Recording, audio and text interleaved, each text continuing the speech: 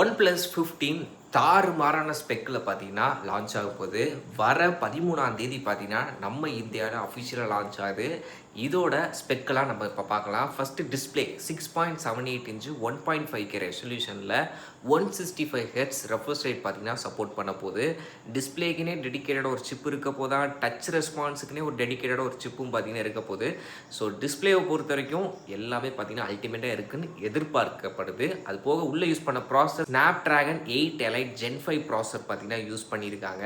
கேமரான்னு பார்க்கும்போது பின்னாடி 3 கேமரா இருக்குது. பிரைமரி 50 மெகாபிக்சல் வித் ஓஎஸோட, அல்ட்ரா வைடுமே பார்த்தீங்கன்னா 50 மெகாபிக்சல், டெலிஃபோட்டோ லென்ஸுமே 50 மெகாபிக்சல், செல்ஃபிக்கு 32 மெகாபிக்சல் கேமரா பார்த்தீங்கன்னா கொடுத்துருக்காங்க. அது மட்டும் இல்லாமல் பேட்டரின்னு பார்க்கும்போது இதுதான் உண்மையிலே மாசிவாக இருக்க போது. 7300 mAh battery, 120 watts fast charging support, சார்ஜரும் பாக்ஸில் இன்க்ளூட் ஆயிரும். வயர்லெஸ் சார்ஜிங் சப்போர்ட்டுமே 50 வாட்ஸுக்கு பார்த்தீங்கன்னா கொடுத்துருக்காங்க. ஸோ இதில் வந்து IP68 69க்கான water and dust resistant support இருக்குது. டியூவல் ஸ்பீக்கர் பார்த்தீங்கன்னா இருக்குது.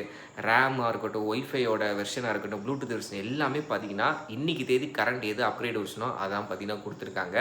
ஸோ இது வர 13ஆம் தேதி பார்த்தீங்கன்னா நம்ம இந்தியாவில் லான்ச் ஆகுது. இதோட ப்ரைஸிங் எப்படி பார்த்தாலும் 60,000 மேலே தான் இருக்கும். ஆனால் டிசைன் ஸ்பெக் எல்லாமே தாறுமாறாக இருக்குது. லான்ச் ஆகட்டும், அதுக்கப்புறம் என்ன ஏதுன்றதை அடுத்து முடிவு பண்ணிக்கலாம். இப்போதைக்கு OnePlus தரப்புலேருந்து OnePlus 15 நவம்பர் 13 லான்ச் ஆக போகுது.